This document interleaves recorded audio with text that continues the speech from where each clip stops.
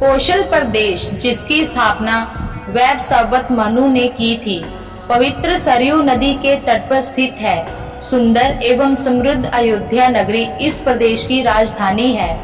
वैवस्वत मनु के वंश में अनेक शूरवीर, पराक्रमी, प्रतिभाशाली तथा यशस्वी राजा हुए, जिनमें से राजा दशरथ भी एक थे। राजा दशरथ वेदों के ज्ञानी, धर्मप्राण, दयालु, रणकुशल और प्रजापालक थे। उनके राज्य में प्रजा कष्ट रहित, सत्यनिष्ठ एवं ईश्वर भक्त थी।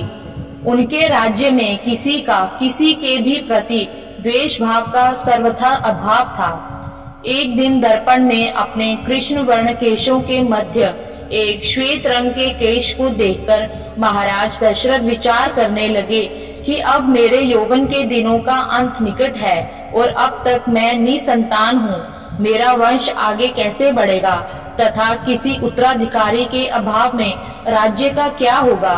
इस प्रकार विचार करके उन्होंने पुत्र प्राप्ति हेतु पुत्रयेष्टि यज्ञ करने का संकल्प किया।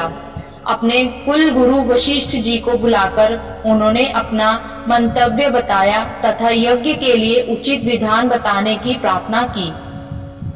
उनके विचारों को उचित तथा युक्ति युक्त जानकर गुरु वशिष्ठ जी बोले, हे राजन, पुत्रयेष्टि यज्ञ करने से अवश्य ही आपकी मनोकामना पूर्ण होगी, ऐसा मेरा विश्वास है। अतः आप शीघ्रातिशीघ्र अश्वमेध यज्ञ करने तथा इसके लिए एक सुंदर श्याम कर्ण अश्व छोड़ने की व्यवस्था करें। गुरु वशिष्ठ की मंत्रणा के अनुसार शीघ्र ही महाराज दशरथ ने सरयू नदी के उत्तरी तट पर सुसज्जित एवं अत्यंत मनोरम यज्ञशाला का निर्माण करवाया तथा मंत्रियों और सेवकों को सारी व्यवस्था करने की आज्ञा देकर महाराज दशरथ ने रनिवास में जाकर अपनी तीनों रानियों कौशल्या, कैकेयी और सुमित्रा को यह शुभ समाचार सुनाया। महाराज के वचनों को सुनकर सभी रानियां प्रसन्न हो गई। मंत्री गणों तथा सेवकों ने महाराज की आज्ञा अनुसार श्याम कर्ण घोड़ा चतुरंगिनी सेना के साथ छुड़वा दिया।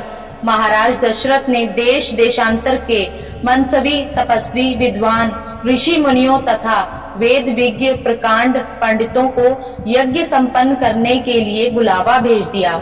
निश्चित समय आने पर समस्त अभ्यागतों के साथ महाराज दशरथ अपने गुरु वशिष्ठ जी तथा अपने परम मित्र अंग देश के अधिपति लोकपाद के जामाता रंग ऋषि को लेकर यज्ञ मंडप में पधारे।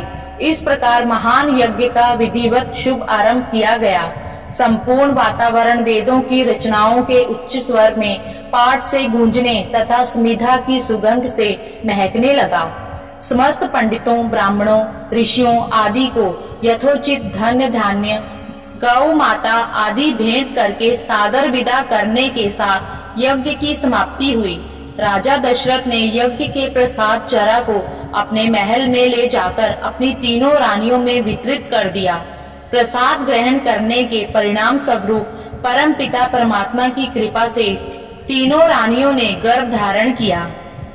जब चैत्र मास के शुक्ल पक्ष की नवमी तिथि को पुनर्वसु नक्षत्र में सूर्य, मंगल, शनि, बृहस्पति तथा शुक्र अपने अपने उच्च स्थानों में विराजमान थे, कर्क लगन का उदय होते ही महाराज दशरथ की बड़ी रानी कौशल्या के गर्भ से एक शिशु का जन्म हुआ, जो कि श्याम वर्ण, अत्यंत तेजोमय, परम कांतिवान तथा अद्भुत सौभाग्यशाली था। उस शिशु को देखने वाले ठगे से रह जाते थे। इसके पश्चात शुभ नक्षत्रों और शुभ घड़ी में महारानी कैकेयी ने एक तथा तीसरी रानी सुमित्रा के 2 तेजस्वी पुत्रों का जन्म हुआ। संपूर्ण राज्य में आनंद मनाया जाने लगा। महाराज के 4 पुत्रों के जन्म के उल्लास में गंधर्व गान करने लगे और अप्सराएं नृत्य करने लगी। देवता अपने विमानों में बैठकर पुष्प वर्षा करने लगे। महाराज ने उन्मुक्त हस्त से राजद्वार पर आए हुए भाट, चारण तथा आशीर्वाद देने वाले ब्राह्मणों और याचकों को दान दक्षिणा दी। पुरस्कार में प्रजाजनों को धन धान्य तथा दरबारियों को रत्न, आभूषण तथा उपाधियां प्रदान की गई। चारों पुत्रों का नामकरण संस्कार महर्षि वशिष्ठ के द्वारा कराया गया। तथा उनके नाम रामचंद्र, भरत, लक्ष्मण और शत्रुघ्न रखे गए। आयु बढ़ने के साथ ही साथ रामचंद्र गुणों में भी अपने भाइयों से आगे बढ़ने तथा प्रजा में अत्यंत लोकप्रिय होने लगे। उनमें अत्यंत विलक्षण प्रतिभा थी, जिसके परिणाम स्वरूप अल्प काल में ही वे समस्त विषयों में पारंगत हो गए।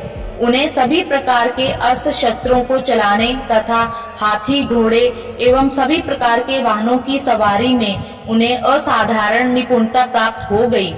वे निरंतर माता पिता और गुरुजनों की सेवा में लगे रहते थे। उनका अनुसरण शेष 3 भाई भी करते थे। गुरुजनों के प्रति जितनी श्रद्धा भक्ति इन चारों भाइयों में थी, उतना ही उनमें परस्पर प्रेम और सौहार्द भी था। महाराज दशरथ का हृदय अपने चारों पुत्रों को देखकर गर्व और आनंद से भर उठता था। धन्यवाद।